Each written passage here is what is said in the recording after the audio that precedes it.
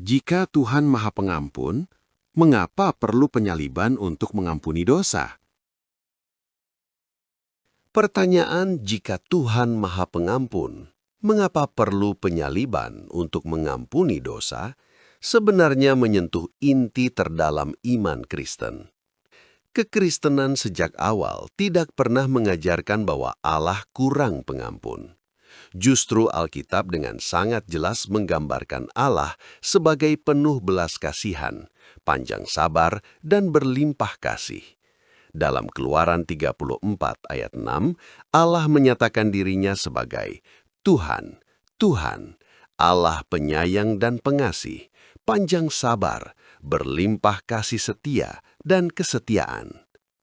Namun dalam iman Kristen, kasih dan pengampunan Allah tidak pernah dipisahkan dari kekudusan dan keadilannya.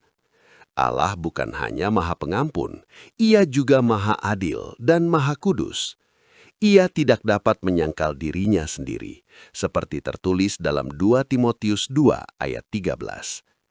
Karena itu, pengampunan dalam kekristenan bukanlah pengampunan murahan yang mengabaikan kejahatan, melainkan pengampunan yang tetap menghormati keadilan dan kebenaran. Masalahnya terletak pada bagaimana Alkitab memandang dosa. Dosa bukan sekedar kesalahan kecil, lupa aturan, atau kekilafan manusia biasa. Dosa dipahami sebagai pemberontakan terhadap Allah sebagai pencipta, pelanggaran terhadap kehendaknya yang kudus, dan kerusakan relasi antara manusia dan sumber hidup itu sendiri. Roma 6 ayat 23 menyatakan dengan tegas bahwa upah dosa ialah maut. Ini bukan berarti Allah sewenang-wenang menjatuhkan hukuman, tetapi karena Allah adalah sumber hidup, maka keterpisahan dari Allah secara alami berujung pada kematian, baik secara rohani maupun akhirnya secara jasmani. Seperti cabang yang terputus dari pohon, kematian bukan hukuman yang dipaksakan, tetapi konsekuensi dari keterpisahan itu sendiri. Sering muncul pertanyaan lanjutan. Jika Allah memang Maha Pengampun, mengapa Ia tidak langsung saja mengampuni tanpa penyaliban? Disinilah keadilan menjadi kunci. Dalam pengalaman manusia, seorang hakim yang membebaskan pelaku kejahatan berat hanya karena ia merasa pemaaf tidak akan dipandang sebagai hakim yang baik, melainkan sebagai hakim yang tidak adil. Korban diabaikan, kejahatan diremehkan, dan keadilan kehilangan maknanya. Kekristenan menegaskan bahwa Allah tidak bisa berpura-pura dosa tidak ada. Jika Allah mengampuni dosa tanpa konsekuensi apapun, maka kekudusannya runtuh dan kejahatan menjadi sesuatu yang seolah-olah tidak serius. Prinsip ini sudah diajarkan sejak Perjanjian Lama melalui sistem korban. Dalam Imamat 17 ayat 11 dijelaskan bahwa darah melambangkan hidup, dan hidup itu diberikan sebagai penebusan. Ibrani 9 ayat 22 merangkum prinsip ini dengan mengatakan bahwa tanpa penumpahan darah tidak ada pengampunan. Sistem korban binatang bukan karena Allah haus darah, melainkan sebagai pengajaran konkret bahwa dosa membawa maut dan bahwa penebusan selalu menuntut harga. Namun Alkitab juga menegaskan bahwa korban binatang itu sendiri tidak pernah benar-benar menghapus dosa. Ibrani 10 ayat 4 menyatakan bahwa darah lembu jantan atau domba tidak mungkin menghapuskan dosa. Semua itu hanyalah bayangan, simbol, dan persiapan menuju sesuatu yang lebih besar. Puncaknya terjadi dalam penyaliban Yesus Kristus. Disinilah kasih dan keadilan Allah bertemu secara sempurna.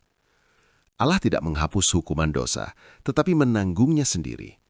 Dalam 2 Korintus 5 ayat 21 dikatakan bahwa Dia yang tidak mengenal dosa telah dibuat menjadi dosa karena kita, supaya kita dibenarkan di hadapan Allah. Yesus tidak dipaksa, tidak berdosa, dan tidak menjadi korban kebetulan. Ia secara sadar dan sukarela memberikan nyawanya sebagai tebusan, seperti yang Ia sendiri nyatakan dalam Markus 10 ayat 45. Penyaliban bukanlah tindakan kekejaman Allah terhadap Yesus, melainkan tindakan Allah sendiri yang masuk ke dalam penderitaan manusia dan menanggung akibat dosa manusia. Secara historis, penyaliban adalah hukuman paling hina dan kejam di dunia Romawi. Biasanya diperuntukkan bagi budak dan pemberontak. Dalam tradisi Yahudi, orang yang digantung di kayu dianggap terkutuk, sebagaimana tertulis dalam Ulangan 21 ayat 23.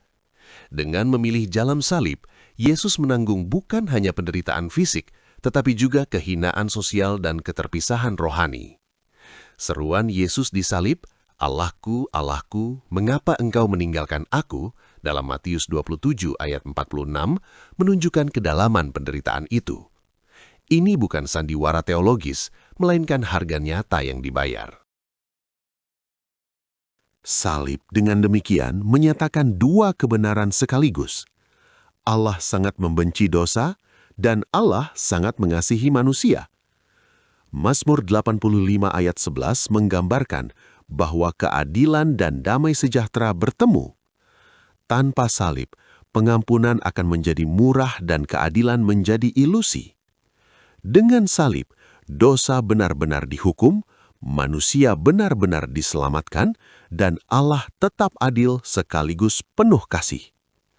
Roma 5 ayat 8 menegaskan bahwa Allah menunjukkan kasih-Nya kepada kita ketika Kristus mati bagi kita saat kita masih berdosa.